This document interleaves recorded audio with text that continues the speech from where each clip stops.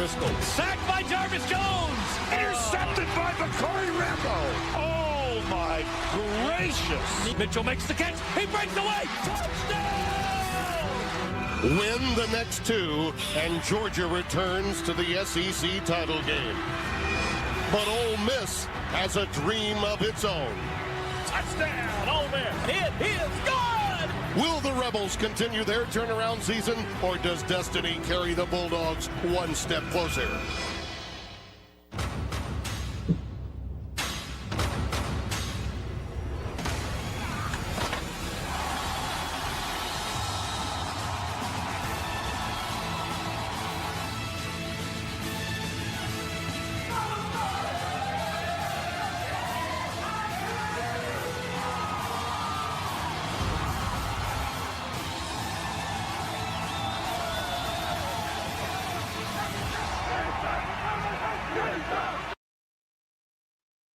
Welcome back, everybody, to another episode of the Junkyard Dawgcast, a What a Game, WAG episode of the podcast. I'm your host, Jordan Hill. Got Ben Wolk with me, and we are talking 2012 Georgia Ole Miss, a game that, Ben, I got to admit, kind of needed a refresher on. This was from November 3rd, 2012. A fun chance to go back to watch a game from our college years, some of our time at UGA, and since we were going to do this episode, since we were going to do Georgia Ole Miss, I could only think of one person to have on, a very special person to have on as a guest on this episode. He knows Georgia well, he knows Ole Miss well, and he also knows the Tennessee Titans well. He is the Tennessee Titans beat writer for the Tennessean, our good friend, Nick Suss. Nick, thanks so much for popping on. Yeah, happy to be here. Happy to remember this thing we all definitely remembered, and none of us were like, hey, this game? Okay, sure, let's do this game. Yeah. Perfect. We all remembered it. None of us had refreshers. None of us had memories. It's perfect. Perfect memories. Ben, we'll get into this, but before we started recording, Nick and I were talking, and this was a game we certainly needed the rewatch for. What was the rewatch experience like for you on this one? Yeah, no, I'm like Nick. I definitely remember every single moment of this one, so I didn't need the refresh. I can't. Before I say any of that, I can't believe we've got Nick Suss on this show right now. Like I'm losing my mind. I don't think I've had a bigger smile hopping into one of these videos than this right here, having Nick on here. So I don't even know if I'm gonna be able to focus on this game, knowing that we have Nick on the show. We should probably say, because I would imagine that most people listening don't know this. We were all in college together. We are college buddies. Ben and I worked at the Red and Black together for about 2 years, and then you left, and then Jordan got there. I don't think all three of us were together at the same time. In case people need random proof that I did, in fact, attend UGA, I pulled out all of the random memorabilia that I found because I recently moved. These are, as far as I know, the only existing copies that remain of the Classic City Kickoff, a Red and Black magazine that we made for exactly 4 weeks. It lasted 4 weeks and then stopped existing. So that's good. Here is my freshman year UGA card that I still have. I don't look like that anymore. I can't believe I showed you guys that. Here are my old business cards from when I worked at the Red and Black. Here's my credential for the 2014 Georgia baseball season, in case anybody needs that. Here's a notebook that I stole from the UGA facility. I've got one of those around here as well. The third page of which is just me transcribing the monologue JD gives in the last episode of Scrubs. That's on there. Here is something that was made for me when I graduated with Mark Richt, and I think Emily drew this. I can't remember who drew this, but I think that's a portrait of Greg McGarity. Here's a signed photo of Klaus the Fish from American Dad. That's unrelated. Here's my lanyard from my freshman year of college that I kept my dorm room keys, house. Here are all my paper plate awards I got from senior year of college. We would give these out to people at the end of semesters at the Red and Black. Here's a signed photo of Reverend Jim from Taxi. Again, unrelated, but I thought Jordan would appreciate that. Here are the actual end of college graduation gifts that Jordan Hill gave me. Here's a copy of Elton John's Caribou on vinyl and like 12 baseball cards. I don't know why you gave me these, but these were actually what you gave me, and they're actually what I kept. So yeah, I have attended the University of Georgia and proof of it. Hope you guys enjoyed that stupid trip down prop memory lane. That was amazing. I won't get it hung up on the fact that Jordan and I have worked together for 3 years now. I've never gotten a single gift of anything, but that's okay. Yeah, it's coming, buddy. What I did think was funny is that we all three work together, but never at the same time. Ben and I with Dogs 24/7, Nick and Ben at the Red and Black, and then me later with the Red and Black. Well, let's get also, into Nick this and Ben game. at SEC Country. I've got props from there too if we need them. Shout out SEC Country, yeah. Yeah, that might have to be on the uncensored part of the podcast. But we'll get into this game and start, again, this game, November 3rd, 2012. Going into the game, number 6, Georgia, 7-1 overall, 5-1 in the SEC. Ole Miss, 5-3, 2-2 in the SEC. We're going to start with one of my favorite categories for this. So this is November 2012. And since you're the guest, Nick, first category, where are you in 2012? Are you covering this team at all? What does life look like for Nick Suss in November 2012? In November 2012, I had just seen Moonrise Kingdom recently, and I was probably talking about Moonrise Kingdom a lot. I did go back and reread my old college blog from the week before this game to see where I was at mentally, and a lot of it was about Moonrise Kingdom and the Tennessee Titans, two things that I deal with on a daily basis still. I was in the student section for this game. I remember being in the student section, and we joked about memory of this game. Truly the only thing I remember is that halftime I was mad. And we'll get into why. But yeah, I was a freshman. I was living on campus. I was learning to be a college football fan because I grew up in a pro sports house. And this was a fun year to kind of be dunked into the dunk tank of the joy and the misery of enjoying the SEC. Yeah, thrown into the deep end, I think, is a fair way to describe that. For me, I was in my first semester at the University of North Georgia. I was there for 2 years. By that point, I think I'd made some pretty good friends on my hallway. We would go to the dining hall and watch some of these games. So as we've made abundantly clear, don't really have a specific memory of watching this game, but I'm sure I did. And I'm sure that, like Nick, I was not too thrilled by halftime. Ben, we talked about this the other day getting ready for this episode. You were not like totally on the beat, but still writing a little bit. Well, where is Ben Wolk in November 2012? Well, that was the thing. Like you said we were going to do this one. I couldn't remember covering this game. I didn't remember whether I was in the student section. Like, I didn't remember where I even was. I do remember that this was the football season where I started covering Georgia. I'd done SEC Media Days the summer before. I was covering games in spots with Ryan Black, who's now getting 2 episode mentions in a row, back-to-back episode mentions, which is,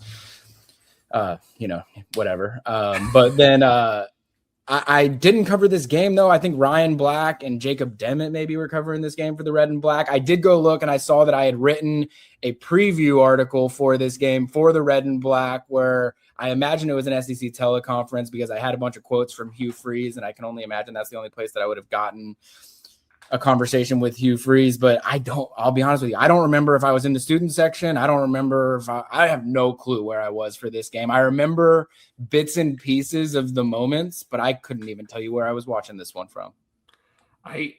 Context-wise, one thing I do remember from leading up to this game and from after this game, this was the same day that Notre Dame almost lost to Pitt. And I remember having so many conversations with friends on the dorm floor, friends in the dining halls, about like BCS championship math of which teams do you actually want to lose, which teams do you want to play against if it's a potential national championship. And I was the only person that was like, dudes, we got to root for Notre Dame to run it all. Everybody was like, everybody's got to lose. Georgia needs to be number 1. That's the only way to be in the championship. And I was just at the top of my lungs screaming, Georgia needs to be number 2. We want Notre Dame to be number 1. That's a national championship. That's the easiest thing. Notre Dame is fraudulent right now. You want them to keep winning these sucky games. People are like, what about Kansas State? What about Oregon? I was just like top of my lungs. And when Notre Dame squeaked it out against Pitt, everybody was so disappointed that day. I was like, no, this is a good thing. Trust me here. You're going to want to play Notre Dame in January. Trust me here. And that was my one like actual smart football analysis as an 18-year-old. Did either of you guys clock that late in this game, Tim Brando's talking about that? Like, hey, this is sort of what it looks like. I'm like, man, I kind of forgot what these conversations were like with the BCS. Yeah, I did. They had the whole conversation when they were talking about the Alabama and the LSU game, and that Mark Richt was giving his take on what he needed to see happen for it. You know, it was a good little look back. And I'm with Nick. Like, I remember those conversations. I was probably on the wrong side of those conversations. Typically, when Nick and I are in disagreement of opinion on something, he's on the right side and I'm on the wrong side. It's just so funny to think back to a time where the argument would have been undefeated Kansas State deserves to be in the championship over a one-loss SEC champion. I'm not saying it wouldn't have been merited. It's just so funny that 12 years ago, 14 years ago, whatever this was, that's how we thought about football. Whereas now, if we're still in the 14 playoff era, I'm not positive that undefeated Big 12 champion would have made it in over one loss Georgia, one loss Alabama, and one loss Florida. Would have all arguably been ranked higher the way we talk about college football. It's a fun little look into the past. You can argue the old way was better. You can argue that, just giving the entire country a chance matters and you shouldn't centralize it with 8 teams. And I don't know if this is what this podcast is for, is me airing grievances with the way the college football playoff is selected these days. But it was a simpler time where it was just like, if you got one loss, you're done. That was fun to kind of hear the announcers talk about. Yeah, and you guys will see it all happen again with Kansas State now that Colin Klein is back at Kansas State. That made me feel quite old when they're talking about him as a Heisman candidate going in late in November. All right, season at a glimpse. Georgia entered this game number 6 in the country, very much still in the championship hunt. Georgia started this season 5-0 with wins over Buffalo, Missouri, Florida Atlantic, Vanderbilt, and Tennessee. They lose at South Carolina 35-7. But they respond. They beat Kentucky 29-24, and then they squeak by number 3 Florida 17-9. This is another game, my memory failing me. Georgia had 6 turnovers, 5 sacks against Florida, and they won 17-9 despite Aaron Murray throwing 3 interceptions. And Ben, you brought up part of the conversation leading into that Florida game. Sean Williams, not very thrilled with how Georgia had been playing before that Florida game. Yeah, I was gonna make him one of my that guys, but I feel like he's almost too good of a player to deserve that. But we're like 3 weeks removed in this game from Sean Williams going in front of the media on a random Wednesday and just calling the entire defense soft, saying that they're not ready, they don't deserve to win games, and I don't think they lost until the Alabama game from that rant moving forward. But yeah, no, Sean Williams, one of the scariest dudes that I've ever had to cover, probably. You think? Yeah, go ahead, Nick. No, you finish, Jordan. I was just going to say, what do you remember about that season to that point? For me, again, I wasn't at Georgia at the time, but I remember like, hey, they got Todd Gurley, and as that season's going, you think this season might be something special. What do you kind of remember about that season, to that point? I mean, I remember early in the year being a Keith Marshall truther until I wasn't.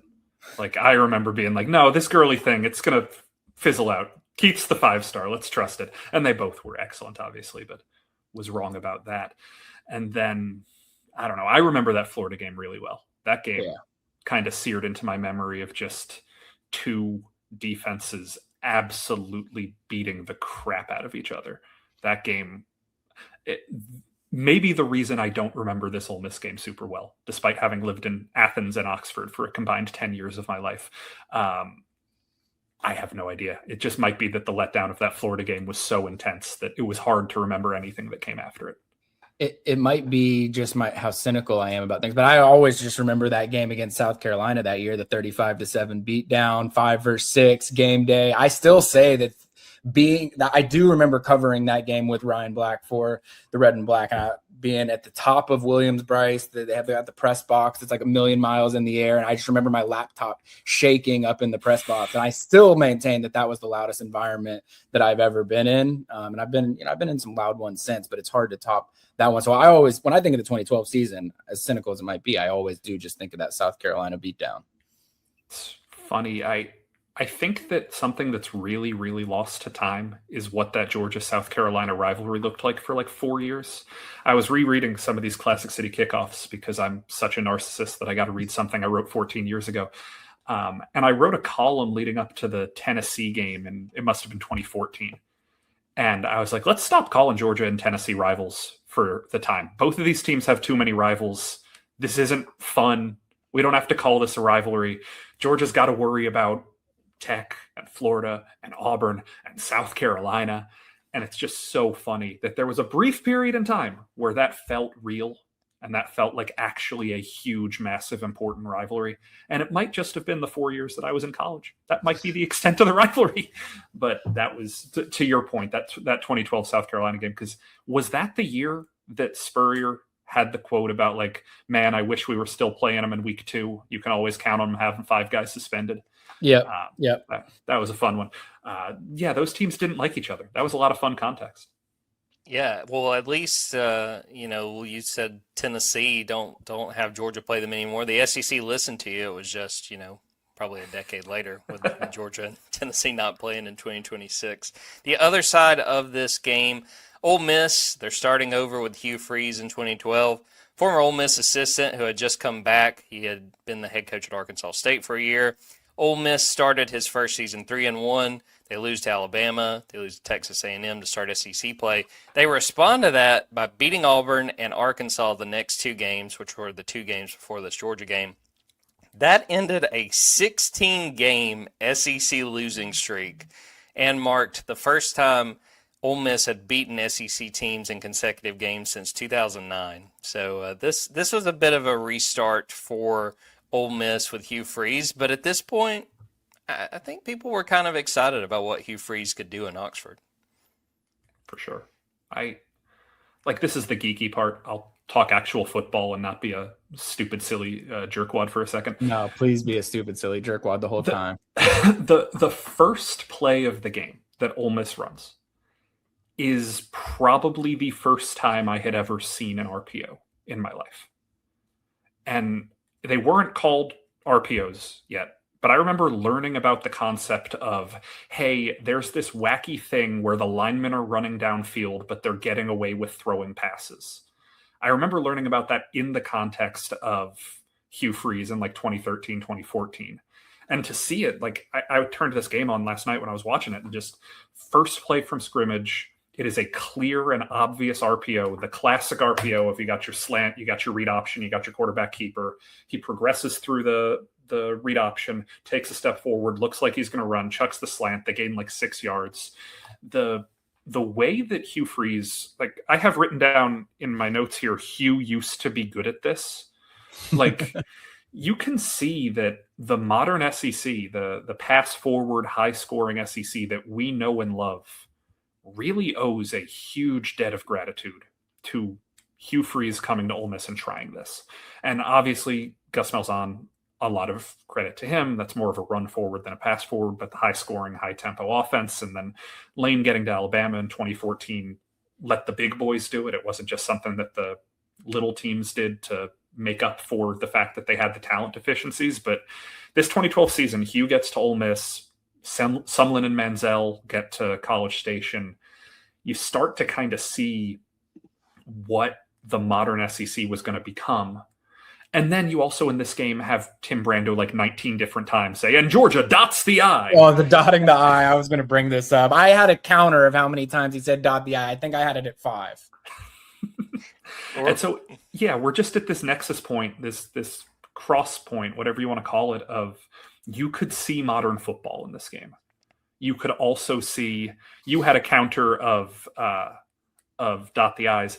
I had a counter of how many times I suspect I would have screamed, run the damn ball, Bobo, from the stands. Just the give and take of what that game was. It was very interesting. By the way. I got to mention that we've done 4 What a Games now where we've done these rewatches, and Mike Bobo's been the offensive coordinator for all 4 of them. And I suspect he will either be the offensive coordinator or the quarterback for, probably 90% of the ones we do. The stakes of this game, this was more so for Georgia. This is an opportunity for Georgia to get one step closer to the SEC title game. If they won this game, if they won the following week at Auburn, that would punch Georgia's ticket to the SEC title game. They had the tiebreaker over Florida from having won the game the week before. Ole Miss just kind of trying to prove itself, still kind of looking for that statement win in Hugh's first year. But at this point, Georgia had beaten Ole Miss in 9 straight meetings. So a lot on Georgia, especially with that being a home game, but Ole Miss trying to do something and pull off the upset. The stars of this game, quite a few, and we'll go heavy on the Georgia side. Aaron Murray at this point is a veteran. I mean, he's a junior at this point and has very much proven himself as one of the SEC's top quarterbacks. We mentioned Gurley and Marshall. You get quite a bit of both of those guys in this game. I forgot about this, guys. Tavares King, he winds up flirting with 1,000 yards. It's kind of crazy in this season that, the thing that's still in 2026 we talk about with Georgia, they've only had one 1,000-yard receiver ever. Tavares King was right there in this season. Defense, huge year for Jarvis Jones. Alec Ogletree with a big season, and we mentioned Sean Williams as well. Nick, any of the guys I just mentioned that stand out in your memory, guys you want to shout out among the stars for Georgia? Who's the 1,000-yard receiver? Terrence Edwards in 2002. Oh, interesting.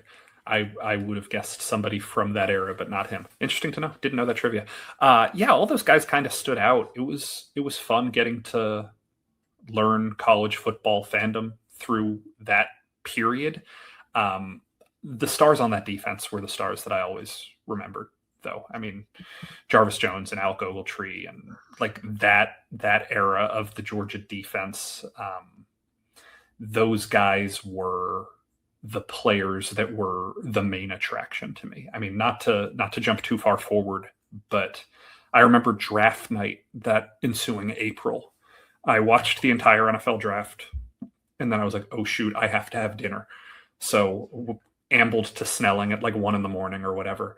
And as I was walking in the front door, out of my periphery, I see somebody in a gold and black Steelers jersey sprinting at me full speed and screaming, Jarvis, woo! And comes and tackles me because the Steelers had just drafted Jarvis Jones. I was like, okay, I'm getting in a fight tonight because Jarvis Jones was drafted. No, it was my childhood next door neighbor. He recognized me. But nevertheless, the way that I remember maybe my first month of college, I was walking to my intro to statistics class, whatever building that was in.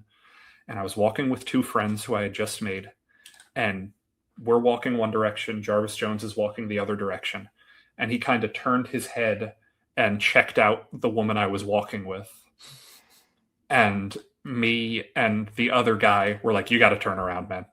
We are happy for you. This is your life changer. That was Jarvis. You gotta follow him. Like, I don't care. Like, this is cool. You got to go win on this of just meet him, talk to him. He's such a cool celebrity.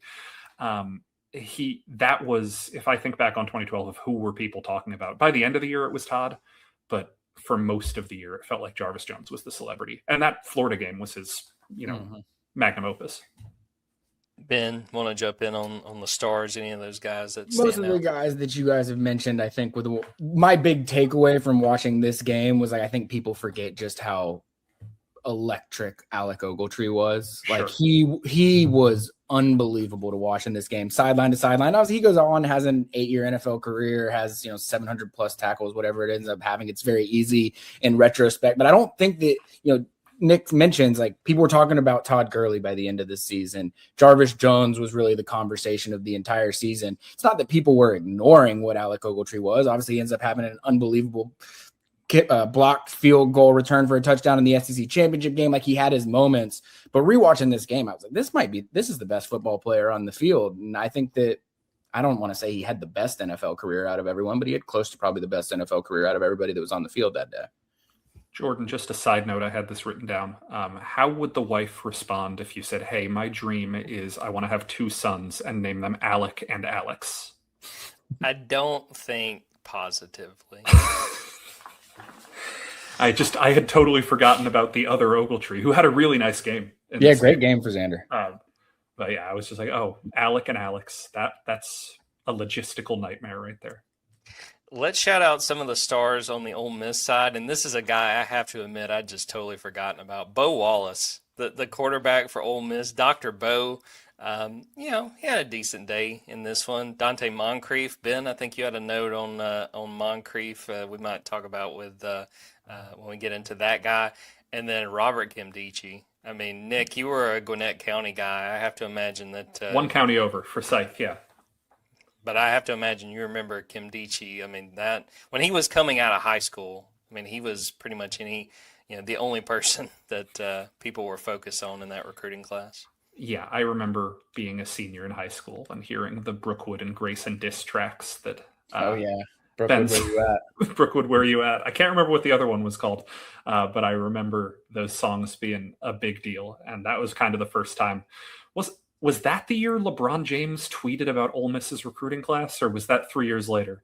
I can't remember which, but it was just very, very funny that started happening. Bo Wallace, I will shout out. Genuinely a good dude. I got to know him a little bit while I lived in Oxford. I think he became kind of a punching bag because of the whole good Bo, bad Bo, Dr. Bo jokes about him, but like kind of a catalyst for getting Ole Miss to where it was under Hugh Freeze. I think the Chad Kelly teams reached higher heights, but like you don't get there without what Bo was able to do. And Barry Brunetti, it was fun hearing that name as well. Yeah. Totally forgot about him. I texted a friend of mine who has a fun connection to Barry Brunetti, and I was just like, "Look, bud, I'm watching your old friend," and he's just like, "Yeah, that's such a weird thing to remember that Barry Brunetti exists." But it was fun seeing him, and there were some good players on that Ole Miss team. Cody Pruitt, absolute dog.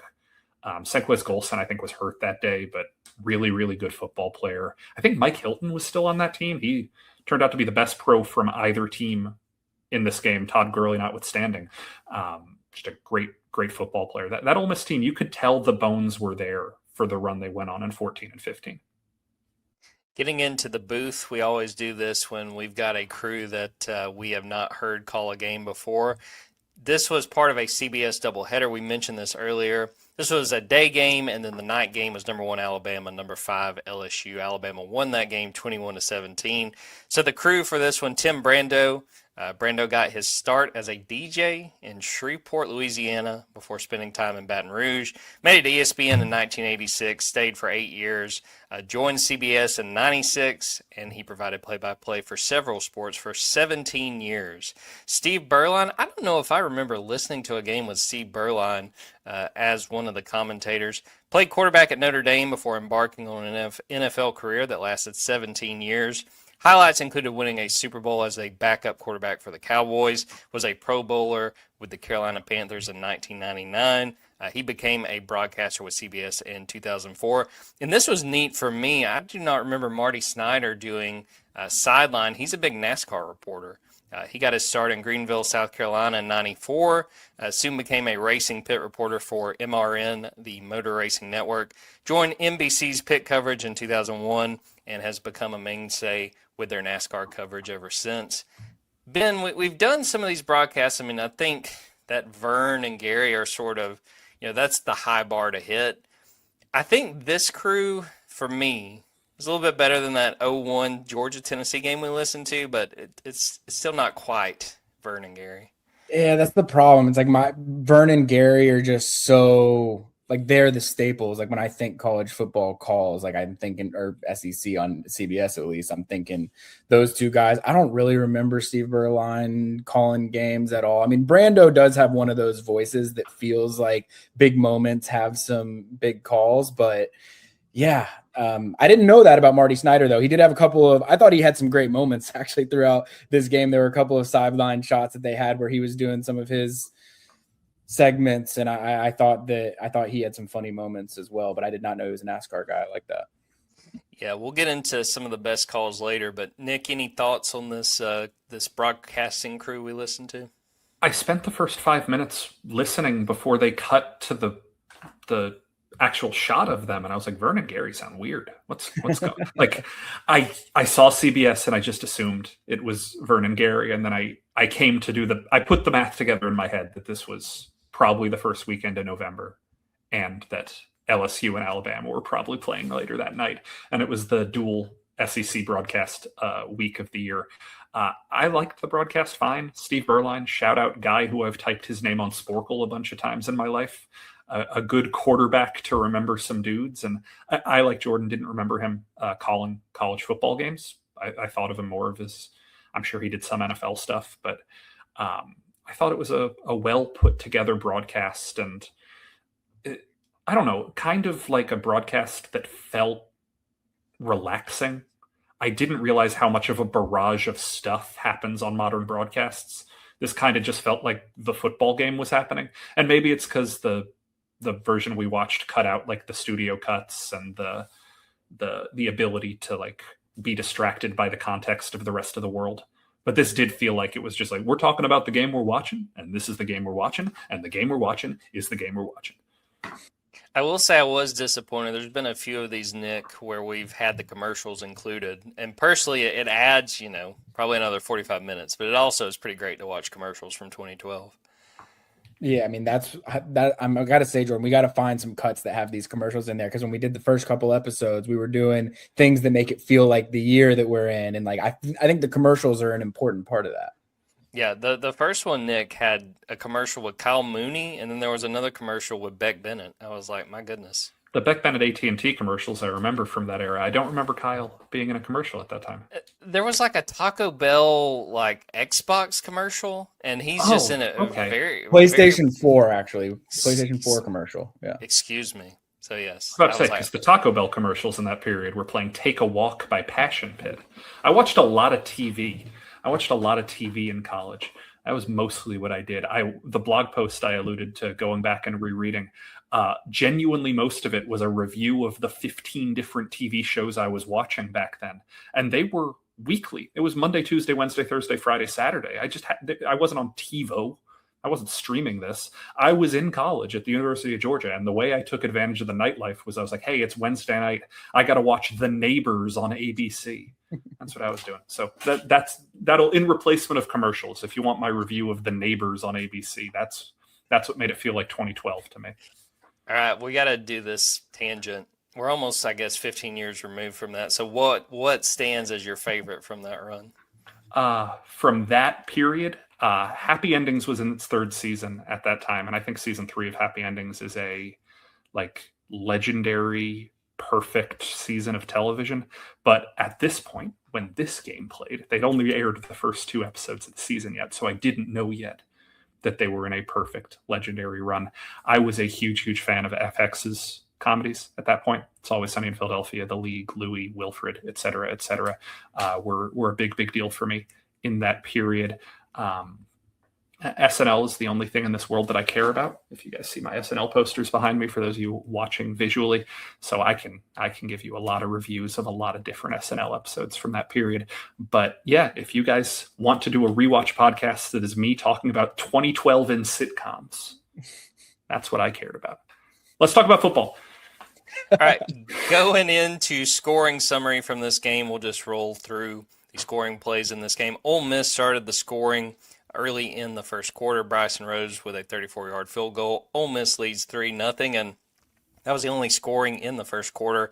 Second quarter, Ole Miss extends its lead. Bo Wallace hits Jamal Mosley for a 13-yard touchdown pass. 10-0 with 11:45 to go in the first half. Georgia gets on the board. Aaron Murray hits Marlon Brown, 66-yard touchdown pass. Little play action, very sneaky play we'll watch a little later on. Cuts the Ole Miss lead to 10-7 with 10:30 to go in the second quarter. And then just before half, Murray hits Tavares King with a 40-yard touchdown pass. Georgia leads 14-10 at the break. And then from there, it is all Georgia. Aaron Murray finds Malcolm Mitchell for a 42-yard touchdown with 12:52 to go in the third quarter. Georgia leads 21-10. We mentioned Xander Ogletree earlier. He had an 8-yard touchdown run. Makes it 28-10 with 9:17 to go in the third quarter. Alec Ogletree gets in on the scoring. He has a tackle for a safety to make it 30-10 with 49 seconds left in the third quarter. And then the final touchdown of the game, Aaron Murray finds Rentavious Wooten for a 23-yard score, 37-10 with 8:29 to go. And Ben, watching this back, and Nick alluded to this earlier, I had forgotten. I mean, Ole Miss has so many chances in this first half because Georgia can't get out of its own way, but they just really couldn't take advantage.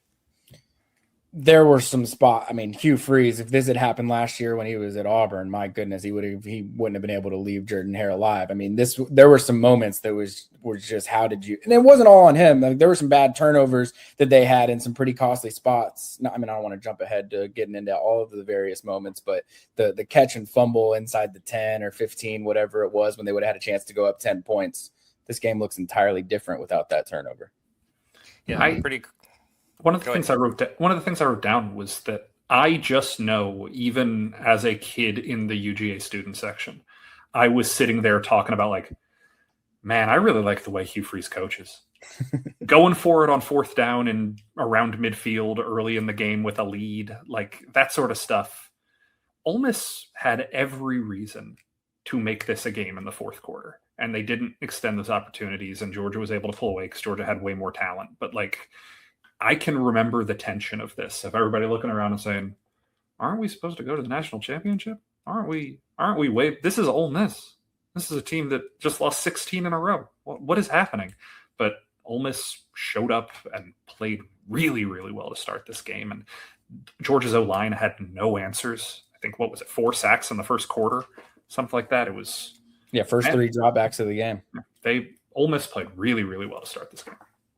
And I don't want to look back, and I think that some people remember the Mark Richt era for, falling short, especially in comparison to what Kirby Smart has done. But to me, Nick, watching this back, this felt very much like a Mark Richt Georgia game where, okay, nothing's really happening. Let's get something going. They finally figure it out, but sometimes those first quarters, it seemed like they were kind of trying to find their bearings. Yeah, I was going to save this for the end of the podcast when we're doing silly comedies. But do you want to just go into the bit from how we would talk about games Sundays at the Red and Black after they happened? Absolutely. All right, Jordan, you're the radio host. I'm calling in. Introduce the caller. Yeah, we got Nick from Brooklyn calling in. Nick, you're on the air. All right, Jordan, you know I love the Dogs. Oh, Jordan, you know I love the Dogs. I love the Dogs. You know I love the Dogs. But Mark Richt's got to go. It's time. It's time for Mark Richt to go. I love the Dogs. You know I got to love the Dogs, but it's time. That slow start, it's happening every time I got it. I love the Dogs. He's a good Christian man, but it's time. It is time. Thank you for your time.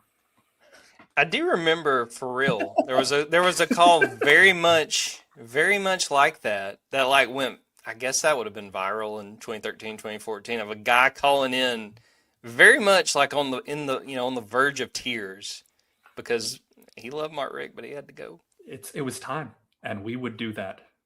I'm probably not exaggerating. After every game, Georgia could beat Troy 45-10, and that was the only way we talked about this team. Fun times. Anyway, yeah, that's how these games felt. And it felt that way for exactly like 3 games of the Kirby Smart era, and then it stopped feeling that way. But Georgia was prone to slow starts, both the start of the season and starts of games. And I don't know. There's like a quiet confidence that emanates off of Richt when you're looking back on these games and seeing him on the sideline with the kind of reflective sunglasses. And, just Mark Richt and Hugh Freeze, both from very 2012 sunglasses going on in that one. And there was something just about the demeanor of, we're gonna work, we're gonna win. No, I'm not. We're gonna win. I'm not stressed. We're gonna win. Was very, very classically Richt. It never seemed like there was a point where he was stressed out about this game, even when his team was losing just before the half, even when his team couldn't complete a pass, even when his team was missed one of the worst field goal misses I've ever seen in my entire life. Just no stress on that man. Unflappable Mark Richt. And I'm not making fun of this. I truly, truly respect that he was just calm and confident, knew what was going to happen. And Georgia ended up winning this game by 4 scores. Like, we can talk about how close it was. They won 37-10. The thing to me, to Nick's point, when he's going into halftime, Marty Snyder's like, wow, you guys made this play. And he's like, yeah, we were going to have a couple throws at it. If we didn't get that one, we were going to try the next one. Like, but he was just like, yeah, whatever. That's exactly what I was going to bring up when Nick brought that up, was like the stretch, and we'll get into it, I'm sure, but the 4-minute drill that turned into like the most chaotic 40 seconds where the fans were ready to like kick everybody out of the stadium right there before the end of half. And then they end up hitting the touchdown with 3 seconds left. Mark Richt just being like, well, we knew if we didn't get it on that third down, we'd have another shot at the end zone on that fourth down. It's like, well, the third down shot that you took was a miracle, more or less. So, but yeah, to Nick's point, just calm, cool, collected, and sometimes used as a criticism for him, but I always respected him for it. Absolutely. All right, we're going to take a quick break, come back and look at the biggest moments from this game and get into some of our other categories.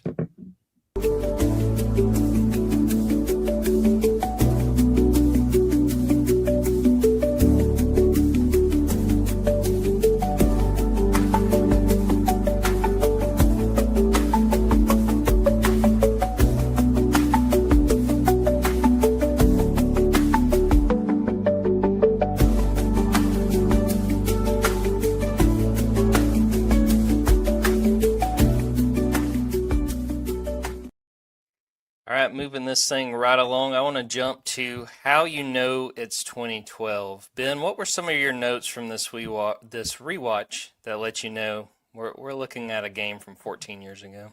I mean, the one that stood out to me right off the jump was right before kickoff. And not that they don't show tweets and things like that on broadcast nowadays, but like one of the very first things that they did was Mark Richt's call to action via Twitter, telling the players that they needed to be energized, that the fans needed to come energized. But like, I do remember the Mark Richt tweet call to actions that he used to have when he was coaching, but the fact that they were highlighting it on the broadcast, I thought that was one of the more 2012 things that we saw the whole time.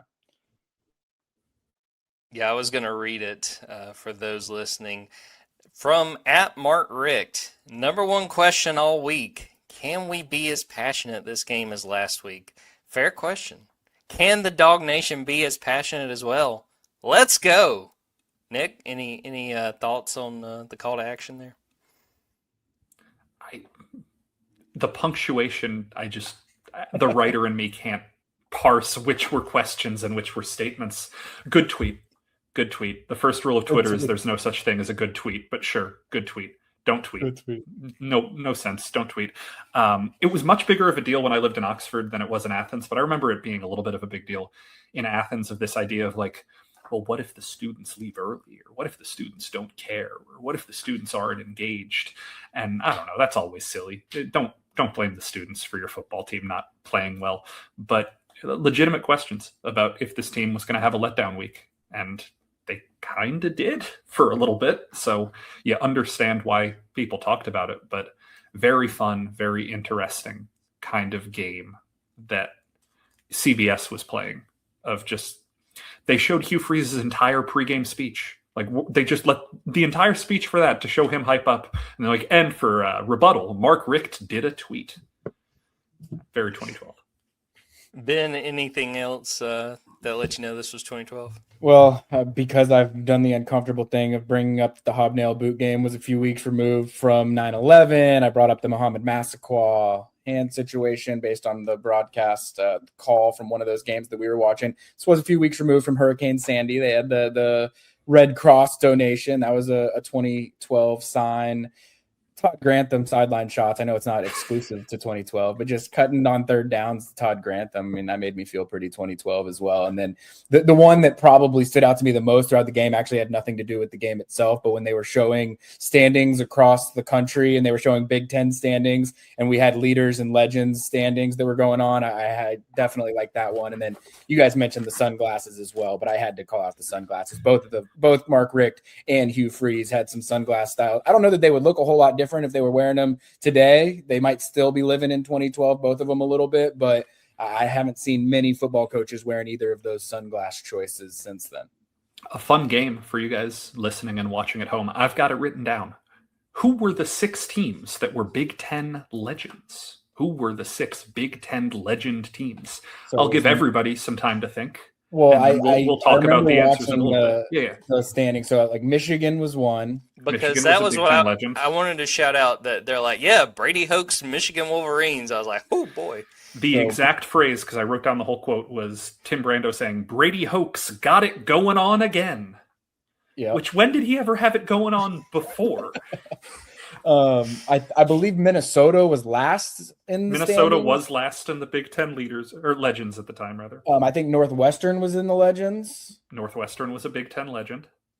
And I don't know that I'm going to be able to get any of the other three, to be honest with you. How about Michigan State? Michigan State was a Big Ten legend. They got two more. Indiana? Indiana was a Big Ten leader. Oh, come on. You should have known that. I think I'm out.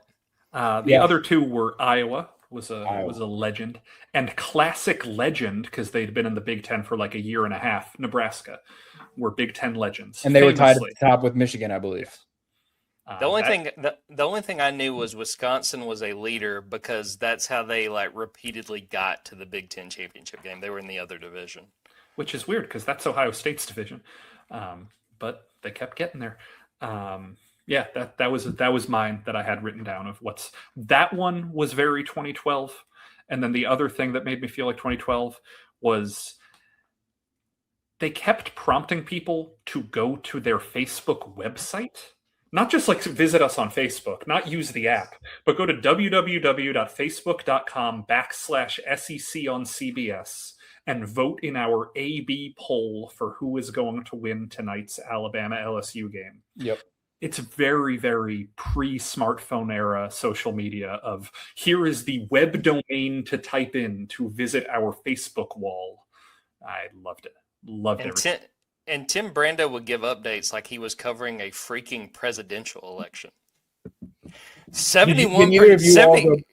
Did either of you all go back and look at the results of that Alabama LSU game? I didn't remember that game very much, but I did go look back at how that game unfolded. Did either of y'all do that? Alabama won big, right? No, they won 21-17. They scored a touchdown with 51 seconds left in the game to win the game 21-17. Alabama was up, to give Kirby Smart a little bit of grief on this one. Alabama was up 14-3 at halftime, and then they gave up like two 80-yard drives in the beginning of the third quarter, beginning of the fourth quarter to go down 17-14, but A.J. McCarron bailed them out late. Yeah, I remember that game a little bit, but I remember the game that followed a lot. I remember the Alabama A&M game from 2012 very, very well. That is not what this rewatch podcast is. We don't need to talk about 2012 Alabama, Texas A&M, but one of the most fun college football games you'll ever watch. A couple of the 2012 things I did not remember this. They kind of have, Nick, you're probably more musically inclined to describe this, like pop punk that they kept playing like in and out of the commercials. Yeah, I wrote down butt rock bumpers. They were playing a little bit of butt rock. It was kind of pop punky, but it was more butt rock.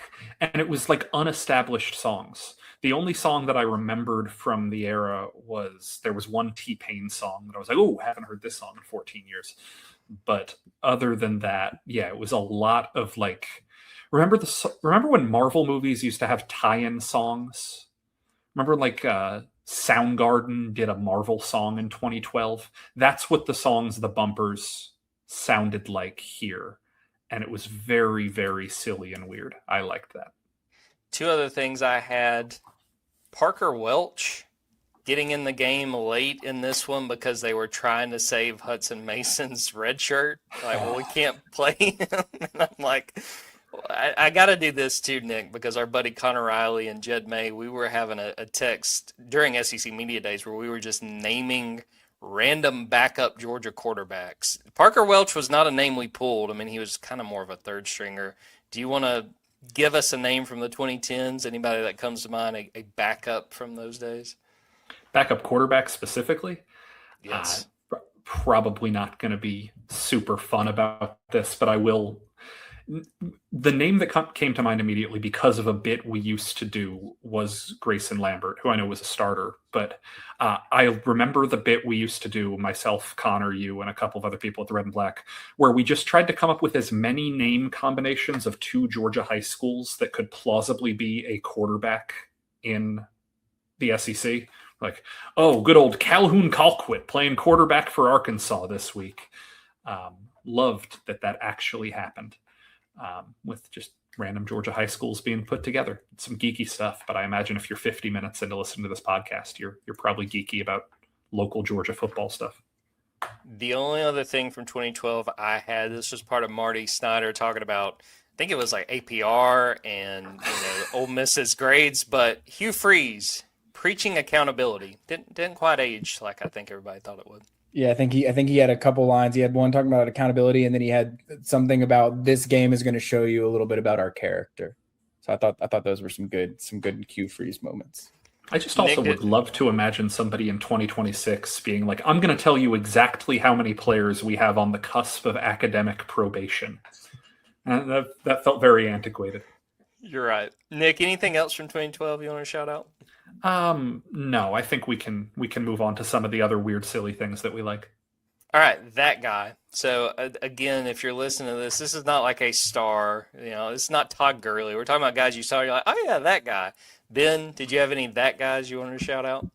The number one out of all the ones that we've done since we've been doing this, and I know he got drafted and whatever, but Sanders Cummings was probably the number one where, like, when they're going through the starting lineups, I was just like, man, that's a name that I just haven't thought about in a decade. That was an awesome player that had a football career. He had a baseball career for a little bit as well, like interesting little athletic post-Georgia career that he had. But yeah, Sanders Cummings was up there for me. And we already mentioned Sean Williams, so I didn't need to call it out. But he was one where when I think of that season, I think of Sean Williams because of the rant that he had on that random Wednesday calling the entire team soft. And he really changed the mental makeup of that team for the last 5-6 weeks of the season, I think, with that little stunt, that media stunt that he pulled that I'm sure Mark Richt was pissed about at the time. And then when he had the chance to really think about it, it's like, you know what, I think that lit a fire under this team a little bit as well. There were a bunch of others, but I don't want to take any from you all. So I'll do some honorable mentions after y'all have a chance to say yours as well.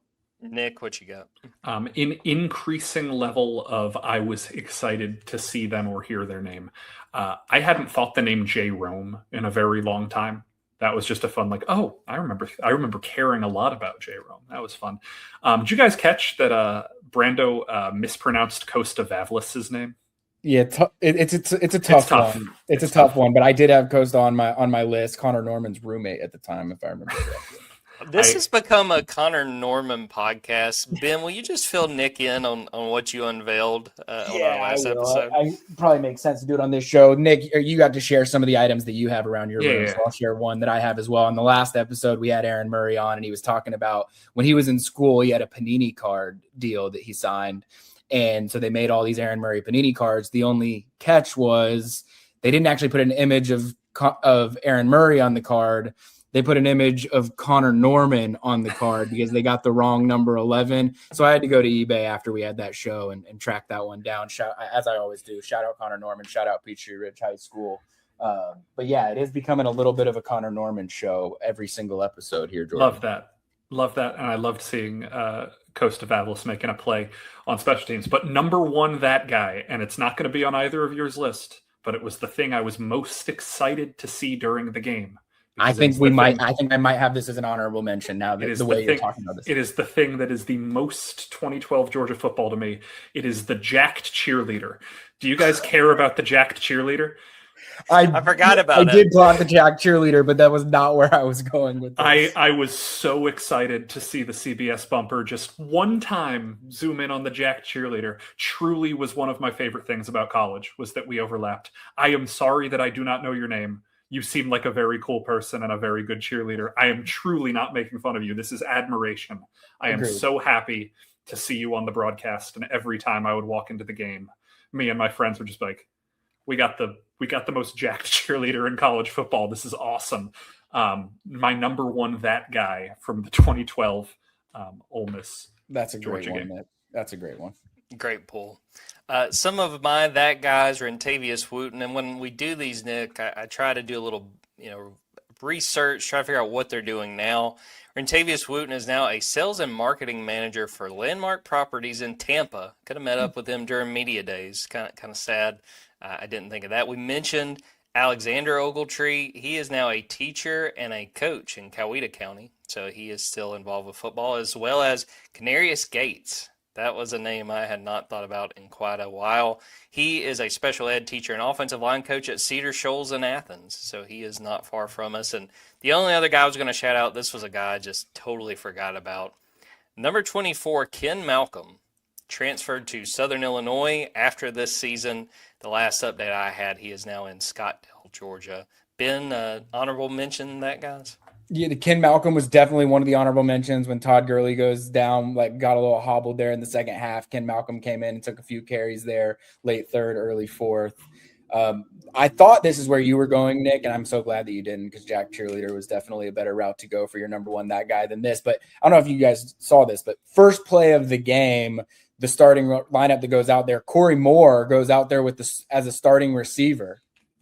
That was when he was still playing receiver at Georgia. Next year, flips over to the defensive side of the ball, ends up going and having a little bit of an NFL career. He's also, said some things negatively about Georgia and Mike Bobo this week as well. So good, relevant time to bring up Corey Moore's name. But I did this with the last one we did, Jordan. Maybe it's just me being on the recruiting side of things. I've just noticed how many of these players that were that guys in my mind that have now gotten into the football world on the coaching or personnel side of it. Dante Moncrief, you mentioned earlier, is now the director of player personnel over there at Ole Miss. Cornelius Washington is in a recruiting operations role at Washington right now. And then I saw the Red Lobster Scholar Athlete of the Game, journalism major from Ole Miss, Joel Kite, is now the head coach at Martin Luther King Junior High School in Atlanta, Georgia. So a lot of people in this game still repping the football world proudly. And then I know Nick already mentioned him, but Barry Bernetti, I mean, what a throwback. That was probably the number one non-Georgia, like that guy. Like I completely forgot about the existence of Barry Bernetti, and honestly, some fun moments to watch from him in this game. And just to put a cap on one of the things you talked about, if you guys listening ever want a fun trivia question to mess with people on, ask who Georgia's starting running back was in Todd Gurley and Keith Marshall's first ever game, because the answer is Ken Malcolm. Wow. Neither of them started. They let the veterans start, and then the freshman came off the bench. And, well, you guys can do a Georgia Buffalo rewatch if you want to one of these days, but it was kind of the Todd Gurley show from there. Yeah, that might be a little low on our list to get to. Especially because Khalil Mack didn't play in that game. It'd be fun to go watch Khalil Mack play. He didn't play. Missed that game. Unbelievable. All right. This is one of my favorite categories because we only break it out so often. The Dave Kindred Never Seen That Award. So, Nick, just as an explanation, Dave Kindred was a columnist at the Washington Post. He did an interview a few years ago with Jeff Pearlman, and he said, quote, "If you pay attention, you'll see something that you've never seen before. And I've seen it in this game. 4 turnovers in 5 plays. This was about 1 minute and 5 seconds worth of game time. It starts just over 7 minutes to go in the second quarter. Keith Marshall fumbles. Ole Miss recovers. Very next play, Bakari Rambo strips the Ole Miss receiver. Damian Swan recovers. Actually has a long return down the sideline. 2 plays later, Todd Gurley fumbles. Ole Miss recovers. And then Ole Miss decides, we're taking a shot. We're coming off this turnover. We're going to make Georgia pay. Bo Wallace throws essentially a punt to Alec Ogletree. And I kind of felt like, Nick, watching that series, it was like Georgia needed to call a timeout like you see a basketball run where there's like a 10-0 run and the coach is just like, we need a timeout. We just got to regroup. Yeah, I told you before we did this, somehow, for some reason in my head, I remembered that sequence, but I had mistakenly remembered it came against Tennessee instead of Ole Miss. So I was surprised when it happened because, again, yeah, in my head it was against the Vols. It wasn't against the Rebs. But it was just such a, like, my favorite phrase to use in moments like that is something I ripped from the Chris Gethard show, the old talk show on public access New York City. But I call it a multiple choice cavalcade of fiascos, of just everything that possibly could have happened in the weirdest way possible. Do you know how hard it is to force 9 fumbles in 2 games? That's what Georgia did during this stretch. They forced 9 fumbles. It's not like the 6 turnovers against Florida were like all of these. They weren't interceptions. They weren't strip sacks. They weren't like the conventional way to earn a turnover. It was luck turnovers and effort turnovers, which are kind of what you want. It's like Damian Swan and Bakari Rambo just knocking the crap out of somebody and ripping the ball and all that stuff. It was so weird and strange. And like, I remember laughing And I remember getting in trouble a lot in the student section because I was not built to be a football fan. I was built to talk about football on podcasts. Because I would often, like, the refs would call a holding penalty against Georgia and everybody would boo. And then I'd wait 12 seconds and I'd be like, I mean, he did hold, though. Yeah. Like, we do want the rules of the sport to be upheld. And then people would throw trash at me and we'd move on. But, like, I remember Georgia fumbling for the 4th turnover or whatever it was and just cackling hysterically. And people were like, this is bad. You don't want to laugh. I'm like, I do. This is really funny. It's very, very funny that this happened. And you're right. I can't recall ever another sequence where something like that happened. Ben? It just kept coming. Like I don't, like I said it, I don't remember so many details of this game. And like, I thought the turnovers were done. And then there was a 4th one. And then there was a 5th one. I was like, when is this little run of turnovers going to end? But I love the way you just put that, Nick. Like that, I couldn't be in the student section then either, because I was the same way. I was the guy that would be like, well, it was a holding penalty. It is hilarious that there have been 4 turnovers and 5 plays. Like, this is very, very funny. So yeah, I think we found the right line of work.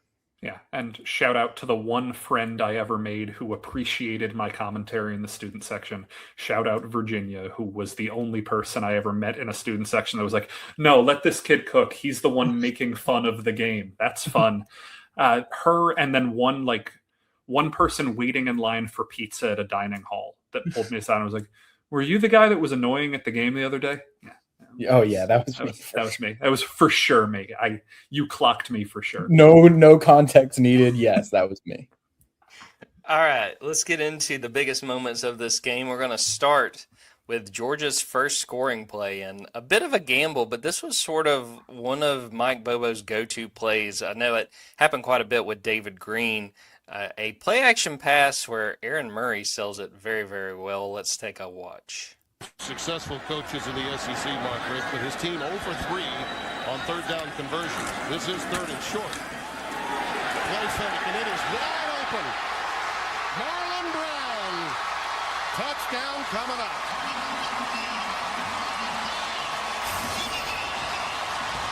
That was a home run trot, wasn't it? That was a spectacular play call. Great hard play action. Extremely good fake carried out by Aaron Murray. You're going to see right there, right down the middle of the field, a good job by Marlon Brown. Just showing nothing special. Just came down like he was going to block the safety, and everybody came flying up for Ole Miss. As easy as it gets. The ball fake, the play action fake is what really was the key, though. Nick, I cannot imagine the amount of fear that is in a quarterback's mind on a play like that, because either this is going to work or I may wake up in the hospital. It was something that I don't remember any quarterback being as good at it as Aaron Murray was. Most of my memories of Aaron Murray are weird, delayed play action, hidden ball trick plays. And I mean, that's not his whole legacy. He's one of the most productive quarterbacks in the history of the Southeastern Conference. We all know that, but it is so interesting to me that if you had to ask him his superpower, there's a good chance he would answer, I was really good at play fakes. And Bobo coached it well, and the play design was good. And for as good as Ole Miss's secondary was, they were very young, and they didn't quite know how to react to that sort of trickery. And just, man, the only quibble you can possibly have with this play is that Marlon Brown didn't run through the end of the play and almost got caught. Other than that, it was about as perfect as a trick play can work out. I will say this, just going back to when I first started watching Georgia, I think David Green might have a case as far as the play fake king, but Aaron Murray certainly had a bunch of them. Ben, I mean, it felt like rewatching this game, Georgia needed this play to kind of get right back into it. Yeah, I'm with Nick on, like, it's as good of a play fake as I think that I've seen in any spot, and Aaron Murray's as good as anyone. But now you're making me think here, like, Bobo clearly just has a thing for guys with great play fakes, and I'm sure he teaches it well too. But like David Green, I mean, I think it's one of Gunnar Stockton's strengths is his sleight of hand, not necessarily in play action. They're not going out of the I formation as much nowadays like they were in this situation. But, you know, some of the things that Gunnar is doing with his sleight of hand, I think is very similar too. But man, I can't think of a time where a defense sold out on a play fake as much as that one. And Nick's right. Marlon didn't really run through it, but it did make for a pretty good, a nice little call from the broadcast booth, I think. I want to get into this next play, and this is the play right before halftime. I think this is the play of the game. I mean, Georgia might be in trouble if it doesn't get this play. It's Aaron Murray firing deep to DeForest King. Nick just talked about how young this Ole Miss secondary was, and one of their young safeties got out of position and looked quite foolish, and Aaron Murray took advantage. That Georgia has, they cannot get a first down unless they pick up 25 yards, so they've got to throw it to the sidelines. Murray in some trouble, flushed. Look at that, wide open, touchdown! Tavares King!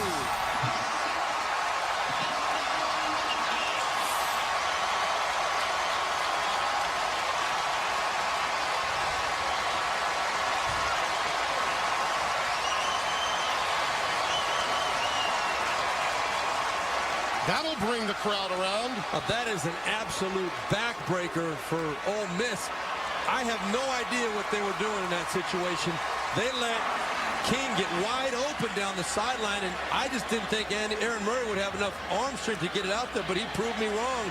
He got it out there. I saw him running free. Cannot understand the busting coverage by Ole Miss. Again, a reminder, this is a young secondary to start with. They're without Sinquez Golston. They're without Wesley Pendleton. They're patchwork back there, and they're awfully young, and they showed it here. This was nothing fancy. Aaron Murray was just trying to keep the play alive a little bit. It was a straight two-deep coverage. The safety got caught up inside. That was the freshman, Trey Elston, who got pulled inside and could not get back outside to cover the outside half of the field. A great play by Aaron Murray. Fantastic throw by Murray. And he's a happy camper now. Ben, I think you said this earlier, that the fans, you can even hear it at the start of that clip, they are pissed with how they have handled this drill right before halftime, and then Aaron Murray makes a little magic before the break. Well, yeah, to set the stage for people right before that play, like Georgia was on like a 4-minute drill, more or less, and like there were some awesome moments on that drive, actually. Like Todd Gurley catches a swing pass out and just full head of steam. And it, like, those are the moments where it's just like, man, Todd Gurley was so awesome to watch. But Georgia gets to like the 30 or so. I don't know exactly what yard line they were on with about 35 seconds left. And the broadcast team is almost at odds with one another about what Georgia should be doing. And I can't remember who it was, but someone is almost defending Georgia's decision to be running down the clock. But then they keep running down the clock. It took Aaron Murray far too long to snap the ball on the play before that. And the fans are going crazy. Like you can hear, and Nick, I'm sure you probably had some hilarious things to say from the student section while that was unfolding, but like the fans are very much reacting to like snap the ball. Like, what are you all doing? And then to make matters worse, Aaron Murray ends up taking like a 10-yard sack on that play. So it goes from like 30 seconds left at the 30 to 12 seconds left at the 44 or whatever it was. So one of those saves Mike Bobo and Mark Richt a little bit moments, makes them not look as bad going into halftime. But my goodness, I was laughing out loud watching this last night, just being like, man, the crowd was about to like storm the field with how angry they were. I sincerely thought those were vuvuzelas. Like the booing was so round. It was just like, that must be a horn. Somebody brought a horn into the stadium. It was so strange, and like really one of the things that I don't know if this is a true memory or a false memory, but that Georgia football season was roughly the same time that the first Key and Peele Silly Football Names sketch came out. And one of the first names in that sketch was Tavarius King. And so every time Tavares King caught a pass, I was like, were Key and Peele watching Georgia football? Keegan and Michael Cage is like, I got time off. I got to watch Georgia Ole Miss. And he watched this play and he's like, oh, okay, I'm going to write a sketch about this. There's absolutely no way that's true. But just like, no, it's true. It's true. The combination of vuvuzelas and Key and Peele were the two things that stood out to me. Also, Aaron Murray with an awesome play fake and with the ability to navigate the pocket and a really strong throw. I think he caught a stray from Steve Berline when they were doing the replay where Berline's like, I didn't think he had that kind of arm strength. It's like a 30-yard pass. I mean, it wasn't that difficult. But he also said nothing fancy here, and he's like running for his life. I'm like, what are you talking about? Weird. I don't know. It was a play that I was probably the 18-year-old snob who was like, guys, momentum's not real. The better team's just starting to play better. If you are somebody who believes in momentum, that was the moment where it all flipped. Yep. Like, Ole Miss ran out of punches. They came out hot. They came out with a lot of punches. After that, and like the middle eight that people always love to talk about in a football game, Georgia owned the middle eight there. They turned a 4-point deficit into a 10-point lead. That's a way to swing a football game. And that was a really highlight moment for, I don't think this is the defining game of Aaron Murray's Georgia career by any stretch, but if you want to look at just like pure statistical output, there is an argument to be made that this might have been the most efficient, the most productive, and the most well-rounded game. I think he completed passes to like 12 different receivers in this game. Just a well-rounded, field generally kind of game. You give him a lot of credit for that. We'll get into another big play from Aaron Murray early in the third quarter. With Georgia up 14-10, he finds Malcolm Mitchell and extends the Georgia lead. 1st and 10 from the 42 of Ole Miss. Pressure on the blitz and looking long from Mitchell. Touchdown. They picked on Collins again, and Murray made them pay. I'll tell you, Tim, we have the Georgia coaches right next door to us here, and Mike Bobo about jumped through the roof when he saw Malcolm Mitchell get the nice release on the outside. Had a great release against the Hendrick Collins, and what a great throw by Aaron Murray. Bobo was yelling for him to get it up, and he did right on the money. Perfect throw. Morgan for the extra point.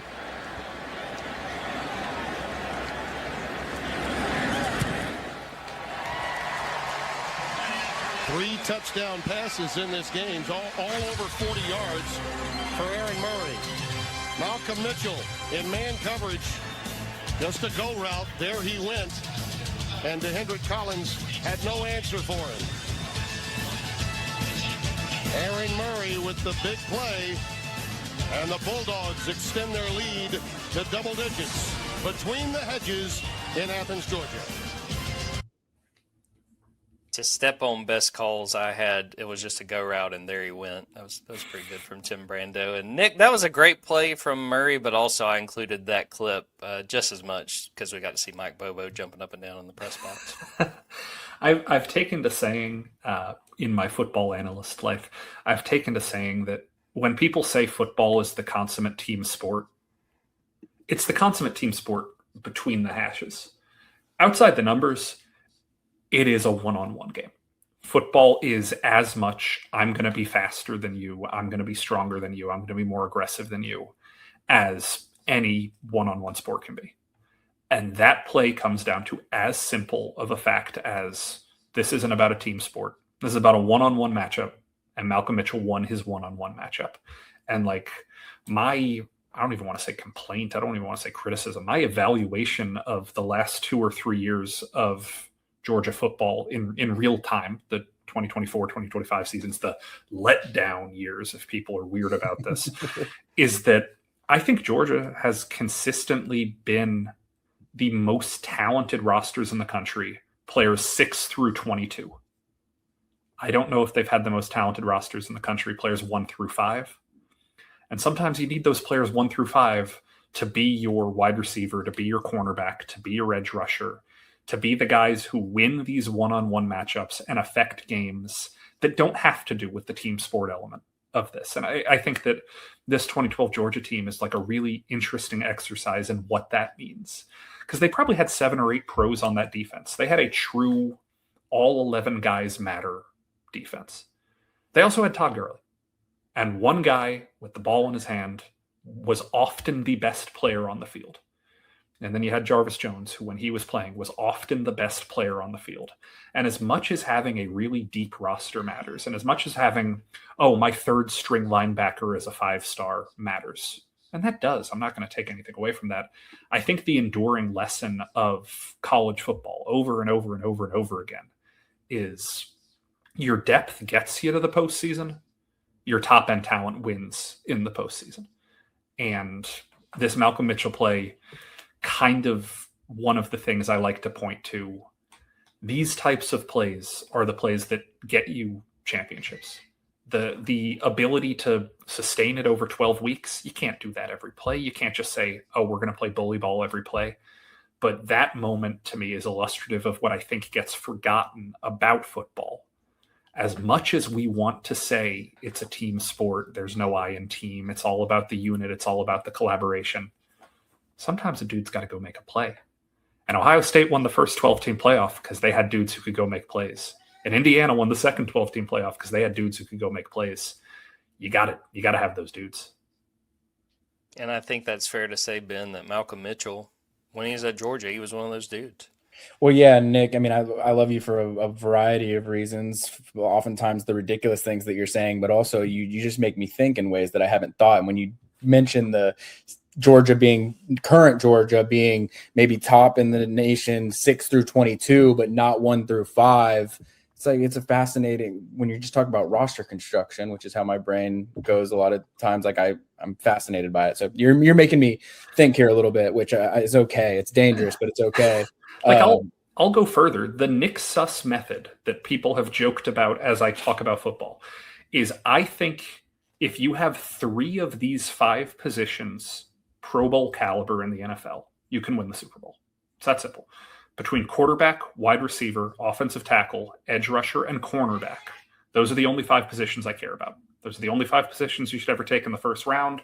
Those are the only 5 positions that you need to care about extending for long-term contracts. Those are the positions that matter. If you got 3 out of the 5, you're probably going to make the playoffs. If you got 4 out of the 5, you're probably going to contend for a championship. If you got 5 out of the 5, you can build a dynasty. And this 2012 Georgia team, if you look at where they were good, they had a quarterback who was one of the best in SEC history at that point. Your wide receivers, maybe not the star talent of the team, but they were very deep at wide receiver. Offensive tackle was a bit shaky. They would grow into it, but Theus as a freshman wasn't quite what he ended up becoming, and Canarius Gates was serviceable. Off the edge, they were incredible, with Jarvis Jones being your 1A guy. And at corner, with Swan out there and Sanders Cummings out there, they might have had top 2, top 3 secondary in the country at that point. That's how you build a football team. You got to be good at those 5 spots. If your top 5 guys are guys who play those top 5 positions, that's how you build a good football team. And this team wasn't exactly that. You had Alec Ogletree at an interior position. You had Todd Gurley at an interior position. You had some dudes. One of the guards, Lee, was a really good player that year. He was a very, very good player that year. But I don't know. I just think that football is sometimes simpler than we give it credit. If you got 4 or 5 really good players, it's going to be really tough to stop.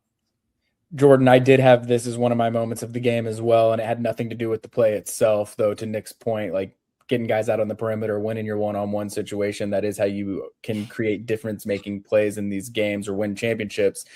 This was the moment of the game to me because of the cut to Mike Bobo, him drinking the water, like the meme that would have been created if that happened today, that all of the pro Bobo community on the Junkyard, they would have been sharing that screen grab of Mike Bobo just sort of cockily drinking his water. That would have been a regular over there at the Junkyard. So we need more Mike Bobo shots on TV broadcast nowadays. We call that the Probo. Is the Pro Bobo contingent on the Junkyard. I would have imagined that's what you were going to call it. This is something I should have mentioned in the reminds you it's 2012, and people who are listening, flame me if I'm wrong about this. I don't remember modern college football games having like mini documentaries about hedges and stuff like that anymore. There was a random point in this game where they're like, let's take 2 minutes to describe the history of the hedges at Georgia.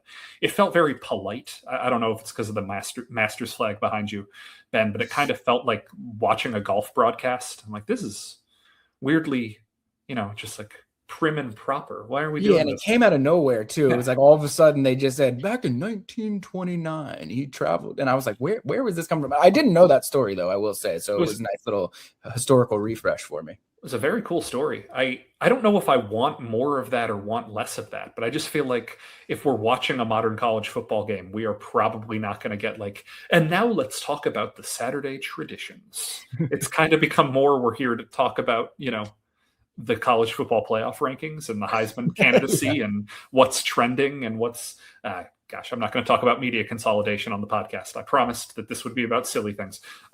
It was a fun little detour. That Bobo shot we need more of, and random history lessons about the hedges we need more of. I choose to believe that they did that feeling kind of self-conscious because they knew this wasn't the A team for CBS. It's like, look, Gary and Vern, they're at Alabama LSU, but look, we care. We're going to do some. We're really buying into this game, guys. All right, going on, we've talked a lot about the offense. We're going to switch to the defense, and we talked about some of the turnovers in this game, and we mentioned Barry Brunetti earlier. This play, he's running, trying to convert on a third down, and doesn't quite go his way. Loses handle of the football, and Damian Swan winds up picking it up. Let's take a look. Brunetti in traffic. Loses some ground and fumbles the ball on the way out of bounds. Taken out of the air by Swan, and he's down at midfield. Just what you could not afford to have happen. Are you kidding me? I have never seen a play more bizarre than that in my life, I don't think. He was right on the sideline. No one hit him. It was almost like he was tossing it he just lost control of it. He was stretching to try to make the first down and simply lost the handle. Not related to anything anybody else did. He just lost control of the football. Second fumble. Swan said, thank you very much. Second fumble recovery for Swan today. On this rewatch, Ben, it's already kind of teetering in Georgia's direction, and then the backup quarterback fumbles, and it kind of feels like that's the beginning of the end for Ole Miss. Yeah, this was the moment where I think everyone on Ole Miss side was like, I don't think we're going to find a way in this one. We've got Barry Brunetti just tossing the football to Damian Swan. I feel like I have no statistical evidence to support this theory, but I feel like Damian Swan has more yards traveled with a football than any DB that Georgia's ever had. Like when I think about some of the there was a moment like this in, I think it was the LSU rewatch that we did where he's running with the football and like this, I think he ends up having negative yards after he recovers the fumble, and he still probably traveled, 25, 30 yards. He has the next season, the 99-yard fumble recovery return against Georgia Tech that he takes back to the house. So I just feel like Damian Swan, maybe more than anybody, just defensive back running around with the football. But yeah, I was a big Damian Swan guy. And this moment, I can't imagine Barry Brunetti watches this clip very often. Can I be smug? For a second? Well, what else would you be? Jordan, if you don't mind pulling that replay up from the back angle. This was illegal touching, and Georgia shouldn't have gotten the football. Damian Swan was out of bounds when he recovered the football, and you can very clearly see it on the broadcast, and the referees missed it. This was not a legal play. Damian Swan was out of bounds and did not reestablish himself in bounds before recovering the ball. Legally speaking, this should not have been a turnover.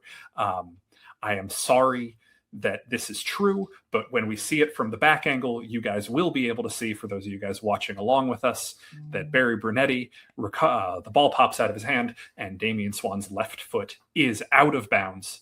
You'll be able to see it better from the other angle, but he is 100% out of bounds, and I cannot believe that this play was not reviewed, and I cannot believe that the referees missed this, because as you'll see right here, that foot is out of bounds, and then he recovers the football, and that should have remained Ole Miss ball. And who knows what the world would look like if that was different today? Who knows how the world would have been different? But sorry, that's why you're the best. That's why you're the best, Nick, because I did not even notice that real time when it happened. I didn't notice it when I did the rewatch. But I will say everybody in the student section is exactly right about you. Now that you've made that comment, I have to agree with all of those people from the student section.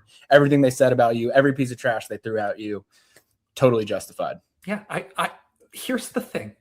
I know that this is buzzkill stuff.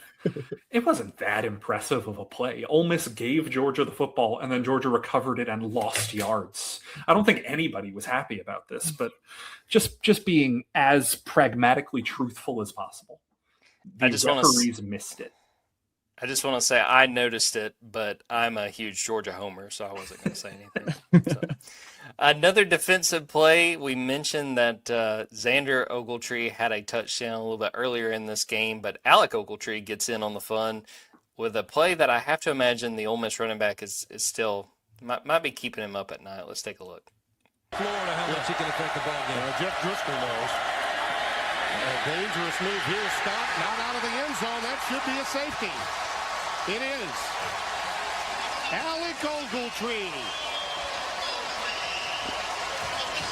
One Ogletree a touchdown. Another says, I'll see you and take the deuce. Well, that's another one of the issues with the spread offense, and Hugh Freeze will admit to this, I'm sure. When you get backed up in a situation where you've got to run the football, it's just not conducive to it. This is a bad decision, though, by Jeff Scott. You can see the outside leverage by Ogletree and also safety support coming up by Brandon Smith.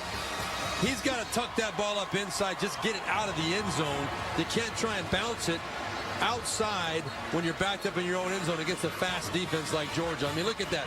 Can't get out there. Nick, I think that Jeff Scott learned the lesson of run east to west on this Georgia defense at your own risk.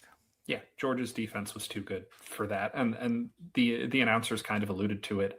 This is kind of a problem, a bug of the early years of the Hugh Freeze offense. They were not necessarily built to confront power with power when they were backed up. They probably should have kept the ball in the quarterback's hands. They probably could have kept it north-south easier with quarterbacks who are more conditioned to go north-south. The running backs are going to try and make a play. One of the things I've learned so much about football from being in pro locker rooms is just how much of bad football comes from confident desperation of everybody with the ball in their hand, or everybody in the secondary, everybody on a special teams play knows that they're good enough to be playing the level of football they're playing. And my team's losing, I'm going to be the hero. And confident desperation leads to a lot of failure. And I think this was a situation where the running back was confidently desperate. The running back knew that he is a great athlete. The running back believed that he can get out in space and make a play and be the hero for his team. Alec Ogletree was a better athlete. Alec Ogletree, as Ben alluded to, kind of felt like the heartbeat of this Georgia defense. I would say him and Bakari Rambo were the guys that felt like they stirred the drink as it was. And it was very, very interesting seeing what confident desperation looks like compared to just confidence, which is what I saw from Ogletree going and making the play. Also, I don't know if you guys are drawn to the bottom line when you're watching these games. I love the bottom line. I actually was going to say this to Jordan. We got to add a category that's a bottom line category where we just talk about the bottom line. Which of these three outcomes that were on the bottom line during that highlight do you find the most surprising? That in 2012, Vanderbilt beat Kentucky 40-0. Yep. That in 2012, Tennessee only beat Troy 55-48. Mm-hmm. Weird game. Or that at any point in history, Auburn beat New Mexico State. Discuss. Oh, that's a good one. I didn't realize that one, but that's a good one. Yeah, probably that one. Probably that one, to be honest with you. There were so many good bottom lines. Like Louisiana Tech being number 25. I did not ever remember a world where Louisiana Tech was in the top 25. Arkansas avoided Troy 19-15 that week, I think it was. Like there were some really good ones. But yeah, Vanderbilt beating Kentucky 40-0 was the first one that stood out to me.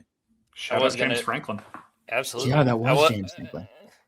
I was going to shout out that confident desperation. I think that also describes all of our dating lives while we were at There was no confidence from mine. All right, very last play that we've got. Georgia's already got this thing in hand, but what the heck? Let's have another Aaron Murray touchdown. He finds Rentavious Wooten. Let's take a look. Down in 3. Murray looking for the fade. He's got it. Touchdown. Rentavious Wooten.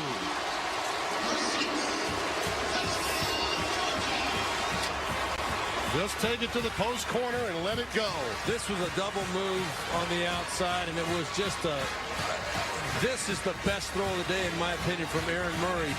He's thrown a lot of good ones today, but right there, he put that ball up before the receiver came out of the break. It was a double move on the outside, and it was perfectly thrown by Murray, and a great catch by Woot. For me, Nick, when I think back to Aaron Murray, I think of like a play like that. He was so good at anticipation. And it's like as soon as Wooten made that double move, he knew where to put the ball, and he put it exactly where it had to be. There's a reason that Aaron Murray, it was a brief pro career, but there's a reason that the coach that wanted him was Andy Reid. Like, this dude understands football conceptually. He feels football conceptually. And this isn't to slag on anybody. This isn't to undersell anybody. But Aaron Murray finished his college career as the all-time leading passer in the history of the SEC.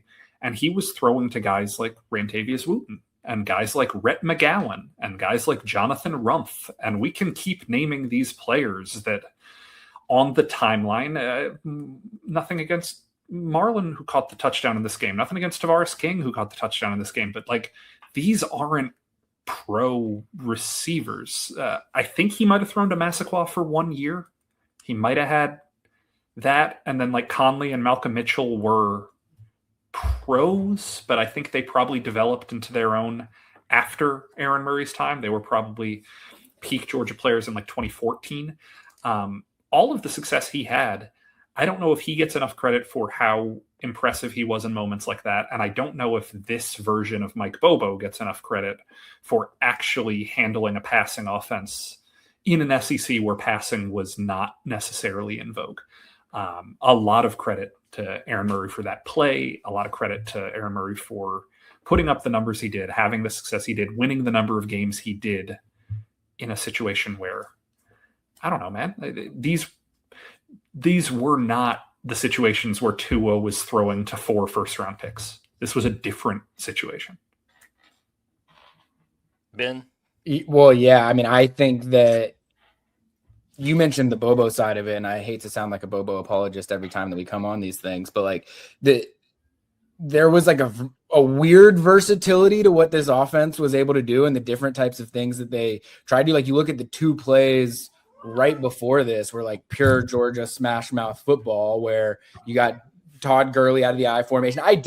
I might have had the number wrong, but after the second time that Brando said dot the I started counting how many times they were in I formation, and I had 18 times that they were in I formation after they said dot the I, which I think Brando said dot the I 4 times, at least the notes that I have here. But I bring up all that to say they go I formation with Todd Gurley. He gets, 20 yards 2 plays prior to that. And then the play right before that is Keith Marshall just running through a defensive player, knocking his helmet off. So they were playing some serious smash mouth football. And then you have Aaron Murray, who, to Nick's point, like makes these explosive pass plays without having these pro wide receivers out on the perimeter. And like, we talked a lot about Georgia this offseason, like the current form feeling like it needs more explosive plays out on the perimeter. Like, you look at this game, Georgia was able to manufacture explosive plays time and time again. I mean, they've got multiple 40-yard touchdown passes. You've got 3 different receivers catching 40-yard touchdown passes, I think that it was. And yeah, I do think a lot of it is a credit to Aaron Murray and Mike Bobo for their ability to use what they had at their disposal and make the most of it. If we want to give a little bit of credit to the 2026 team or to sympathy for the coaches, Ole Miss was just running like base cover 2 and base man defense. And it was a lot easier to hit a big play back then when teams were playing a lot more base defense. Football's a little more sophisticated these days. No, good point. All right, best calls from the broadcast booth. I mentioned Tim Brando saying a go route, and there he went. Some of the other things I had written down, Tim Brando called the Ole Miss punt returner a whirling dervish, one of the early returns when he spun out of a tackle. Called Kim Dichie a Tasmanian devil. I thought that was pretty fitting.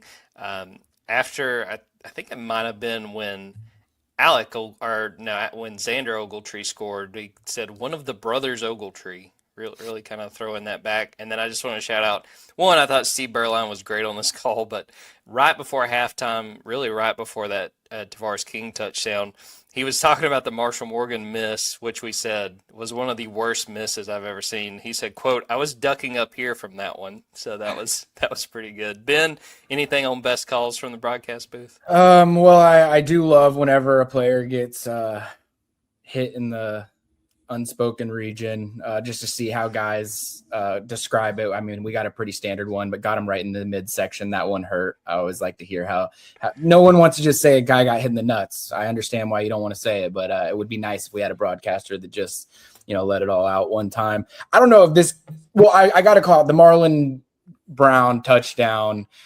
We talked about, Nick said, like, the one criticism you could have on that play is Marlon not running through the finish line. It did give the announcer the chance to say that was a home run trot, wasn't it? Because he did sort of have a home run trot at the end. But then when they show the second cut of it going into the commercial break, he says Charles Sawyer bit, and it was bye-bye, baby, bye-bye, which I don't even understand the reference or if that is a reference, but I thought it was a great call. I've mentioned the dotting the I enough times. I don't think I need to say that one. I don't know if this counts as a call, but the Aflac trivia question there, which we can't dodge the Manning family no matter what we do. It's like we got an Archie Manning, Eli Manning question. The answers to the Aflac trivia question were Norris Weiss and Ethan Flatt, neither of who I've ever heard of before. So I don't know how many people were watching a Georgia Ole Miss 2012 game getting the Aflac trivia question right on that one. I do feel like I have a couple others, but Whirling Dervish, I definitely wanted to call out. Oh,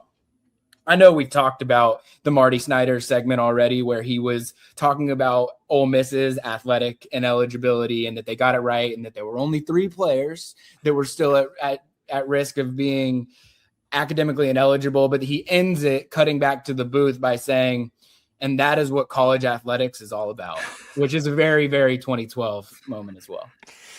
Nick, did you get the trivia? I was convinced in my head. I was like, oh, wasn't it Javon Sneed that was the quarterback after Eli? It was not.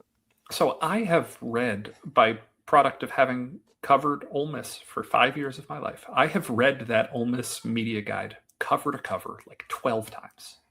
I do not remember ever encountering the name Ethan Flatt. I did not get that. Norris Weiss, a person people remember. Those Ole Miss teams after Archie Manning were still pretty good. The Johnny Vaught era, that was a good team. People remember Norris Weiss.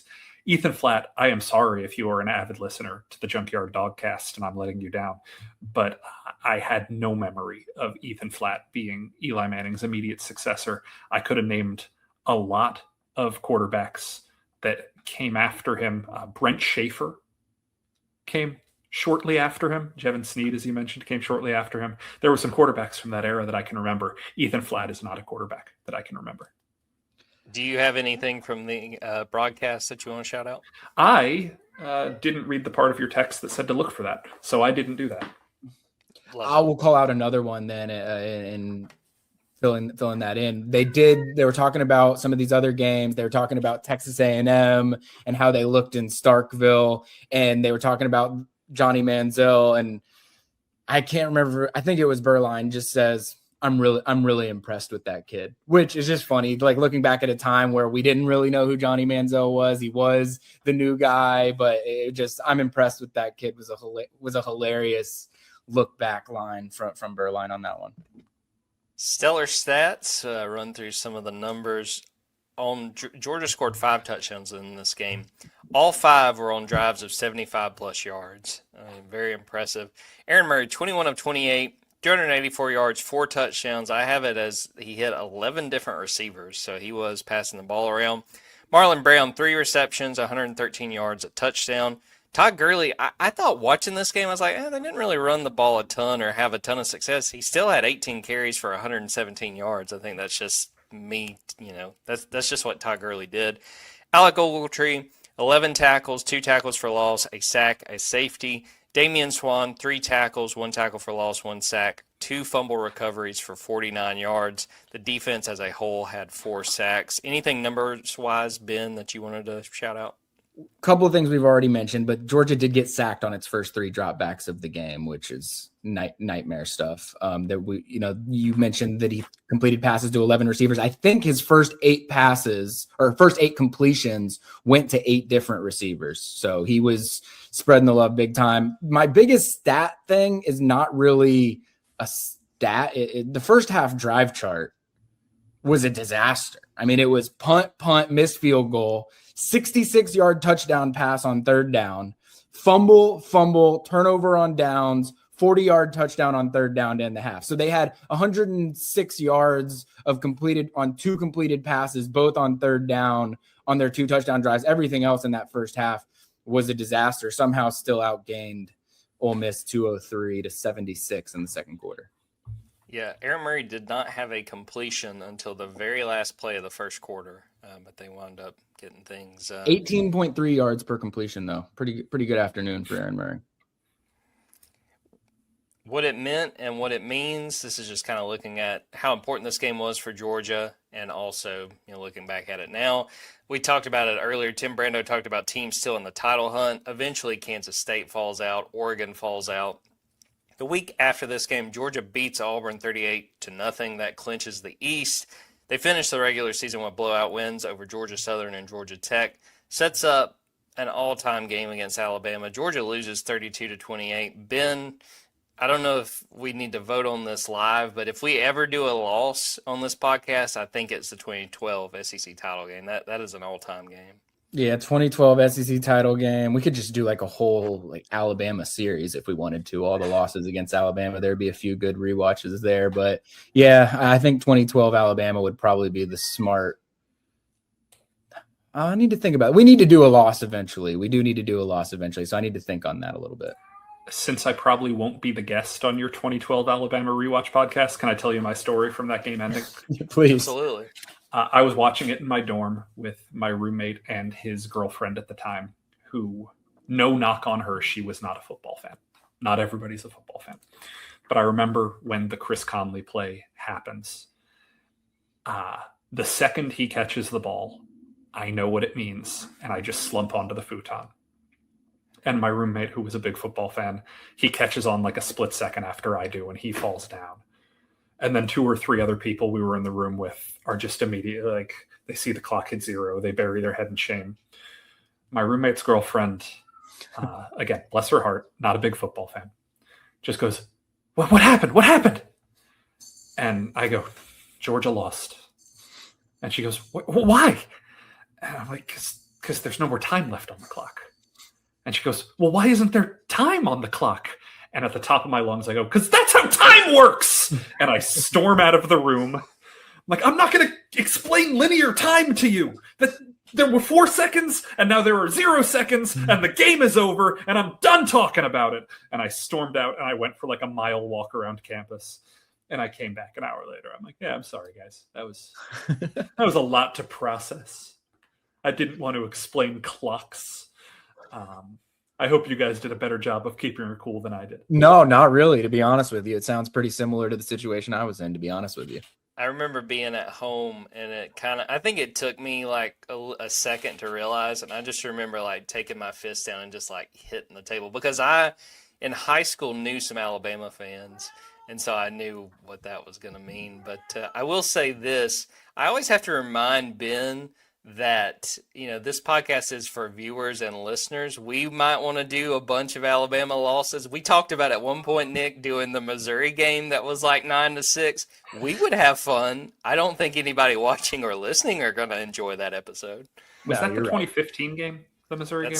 That I sounds think right. so, yeah. That was, again, now I'm just telling college stories. I was a senior that only took 3 credit hours that semester, so I did not get student tickets that year, and I was not covering that Missouri-Georgia game. So what I ended up doing for the Red and Black was I walked through every single aisle of the main campus library, looking for every single person that was studying during the Georgia-Missouri game. And I ended up writing a column about hey, they might actually made the better choice. This game stunk. Hey, am I misremembering, or is that the column that got stripped? Someone edited it, and you wrote on the page, you took out all the good parts, all of them. Yep, right here. That was my note. You cut all the best parts, all of them. That was my actual edit that I wrote on the page, because I was not a nice person back then, and I like to think I'm a better person. But well remembered. I hope not. I hope not. I hope you're the same way that you were back then, dude. To shout out the Ole Miss side of things after this game, they dropped their next 2 games to Vanderbilt and LSU. Then they beat Mississippi State to reach 6-6. That's their first bowl eligible season since 2009. They wound up beating Pitt in the BBVA Compass Bowl to end the year. And if you go look at that season page on Wikipedia, there's a lot of gray on there because all 6 of those wins were vacated because of what happened with Hugh Freeze there at Ole Miss. And Nick hit on this earlier, again, kind of looking at it now, what this game means. This was one of Aaron Murray's better games. Now, talking about legacy, and I think they even kind of talk about this on the broadcast, and this was a year before. The game, Nick, that we had Aaron Murray on for was LSU the following year. And I feel like that was the game. You could even make the argument for that SEC title game because he played so well. But this was a pretty good, this encompassed what Aaron Murray could do and how productive he was, like you pointed out, despite not having NFL caliber talent around him, especially at receiver. Yeah, I think that, again, if you're trying to look at the legacy of the 2012 team, the 2 games that are going to come to mind are the Florida game and the Alabama game. And if you're as cynical as Ben, the South Carolina game. But most people would probably ignore that because of what they did to Florida to kind of rectify it. This game, when we chose it, I think it had more to do with just the Ole Miss connection of me being able to talk about both fan bases kind of authoritatively. But I also, in retrospect, think this was a really good distillation of what made Georgia's offense kind of feel special in this era. Because, again, in 2014, Lane Kiffin's going to come to the SEC. And the big boys are going to start playing offense differently. But if you think about the front half of this kind of, what do you want to call it, the SEC dynasty years, the 2006 to 2013 stretch where the SEC won every national championship, 2014 maybe. If you look at the teams that were winning those championships, you had Florida with Tebow and you had Cam Newton at Auburn, which were teams that won with offense, but teams that won with very specific college-style run-first quarterback offenses. And then you had the early days of the Alabama dynasty where Saban was playing bully ball up front. You had LSU in the early Les Miles years where it was pure bully ball control stuff. You had Georgia that played this way. You had the best teams playing this way. And to see Georgia and kind of reflect on the numbers that Aaron Murray put up in an era where the good teams didn't throw it 40 times a game, just the pure efficiency that this offense worked with. I think this is a really good distillation of how much he spread the ball around, how effectively he hit the big plays when he needed to, how effectively he found the open receivers. And it's kind of a lost art in modern football, in modern SEC football, of now the coaches are so good and the receivers are so good and the quarterbacks are so talented that before the play is called, you know who the wide open receiver is going to be. And you don't need to play the pro style, process through your reads, move around the pocket. Plays are designed in a way, and I covered Lane Kiffin for 3 years. I've seen a lot of this. There's a reason Lane Kiffin's able to throw his arms up for touchdown before the ball snapped. These people know what they're doing. That wasn't the offense these guys were operating in. So the legacy of Aaron Murray, you're right. I mean, the LSU game is probably a better memory. The Prayer Jordan Hare game, I don't know if people remember how well he played to kind of get that comeback back. That's also not a bad loss episode. If we that was what I was going to pitch. You were there for that one, right, Ben? Yeah, I did cover that one with Connor Smolinski. Shout out. Yeah, I had started covering games at that point, but I hadn't started going on road trips. I think the first game I ever covered was because you didn't want to cover the Missouri game that year. So thank you for helping me in a lot of ways, a lot more ways than one. But my dad's a Missouri grad, so that sounds like me trying to get out of it so that I could watch a game with my dad, if I'm being honest with you. And that's great. You had fun, and I got to put a Twitter avatar for the first time. I was an egg until that point. I think that so much of this last era of Georgia football, the last years of the Richt era, where the offense was very productive, but maybe not in a way that you'd expect a modern offense to be productive, this game is a really good explanation of how that worked. I want to tell, just because you told the story about your roommate's girlfriend, the prayer at Jordan Hare, So long story short, I was kind of an intern with a local newspaper in my hometown. I was planning on watching that game. I wind up having an assignment. I'm covering like a middle school championship, and I'm like in Toccoa or somewhere. I mean, like northeast Georgia. I can't remember where I was. So I'm not watching the game. I get a text from somebody who it's someone I was friends with in high school. She was not a football fan, and all she says is, "I am so sorry." And I swear to you, Nick, I was like, "Did somebody die?" I'm like, "What?" And the prayer at Jordan Hare had just happened. So I will always think of that story. It was incredible. Just add, I don't know if we've given out official game MVP, but I think it's hard to give it to anyone other than Aaron Murray in this one. Like everything that we've talked about here, like I think encapsulates how Georgia's offense was, different then, but also just how they were able to, make it all go. I mean, 21 of 28, 384, 4 touchdowns to 11 different receivers kind of speaks for itself. But I think some of the moments were, the big play, the big explosive plays, the one right before the end of half where you're kind of just like pulling it out of your ass a little bit. Like that was just some good moments. And I thought that Aaron Murray, I know we're going to sound a little biased now. He's been a guest on the show, whatever, but it's like he was the MVP of this game. He was the best player on the offensive side. I don't know if he's the most talented player on the offensive side of the ball, but he had the best game on the offensive side of the ball. The only thing that I will say, I would pick Aaron Murray too, and I do feel like sometimes I lean toward the quarterback for MVP, but shout out to the defense. They only give up 10 points, and they were early. And there's a point, I think that's in the third quarter, second quarter into the third quarter, where Ole Miss went 16 minutes between first downs. So Murray played great, but defense, they were fantastic as well. Yeah, I was going to say if there was anybody who could have a claim for it otherwise, it was Damian Swan. Whether he was inbounds or not, Damian Swan played he would have been a football game. If you were the official in that game, he wouldn't have been the MVP, but because you weren't, he maybe was. A couple of fumble recoveries, a couple of nice pass breakups. He had a good game. I would give him a lot of shouts. And again, not to repeat myself, jacked cheerleader, MVP of the entire season.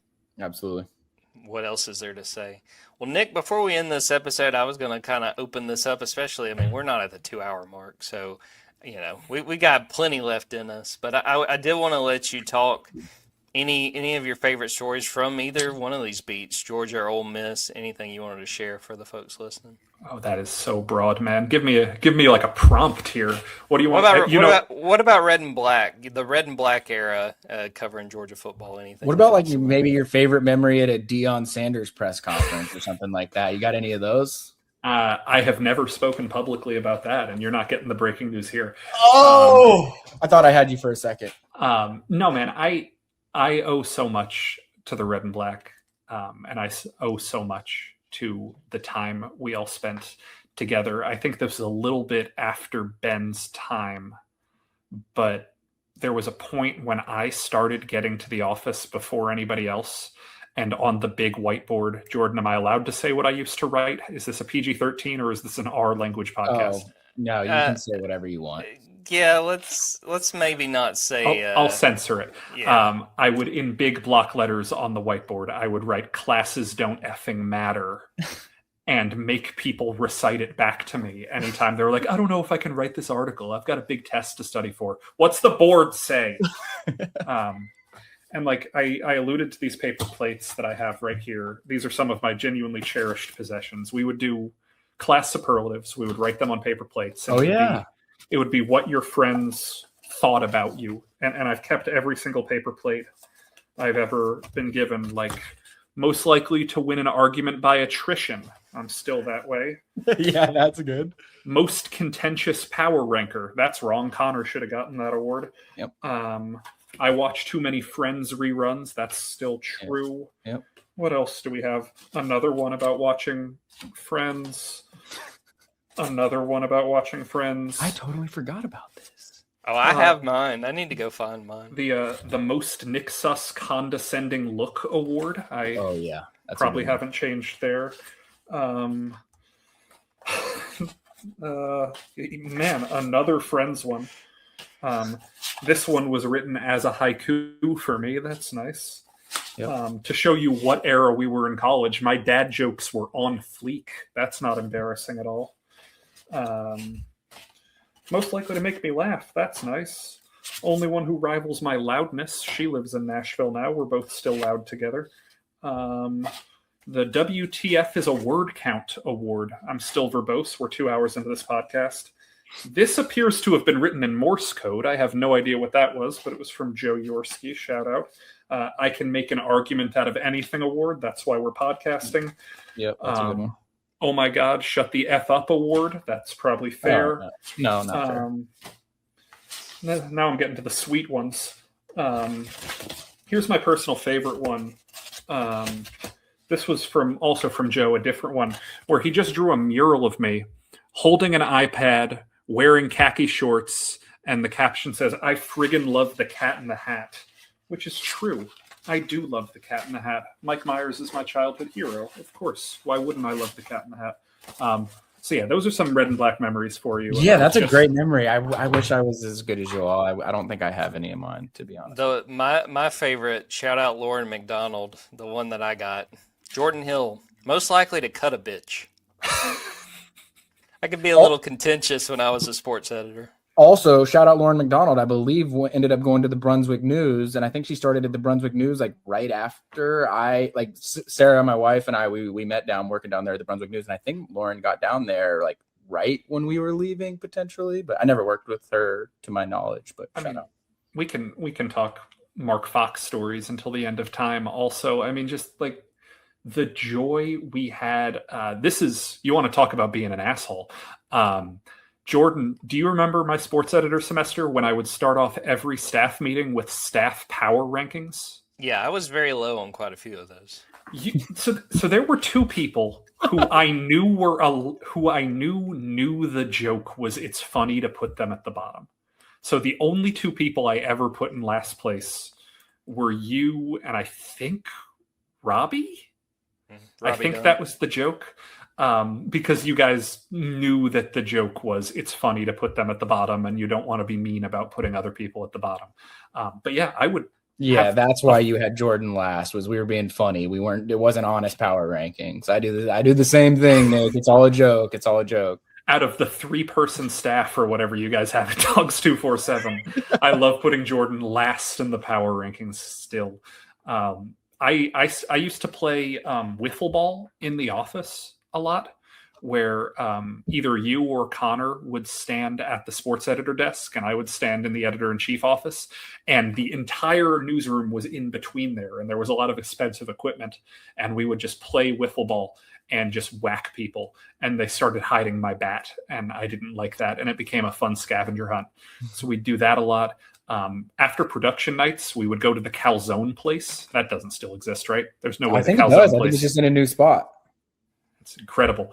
We would do that on production nights. A lot of fun in Athens. There were some times that we would go out and get margaritas after work, and we would all get a different flavor and just pass them around the table. And I can't imagine doing that in a post-COVID era. That was nice. Yeah, a lot of super, super fun red and black memories. And if you guys ever want an R-rated behind the paywall podcast, we will tell stories about road trips we went on, because all of us have very, very strange stories that happened on road trips. Shout out 2014 Little Rock game. That was miserable. What's your worst one, Jordan? Don't tell the story. Just what's the worst road trip?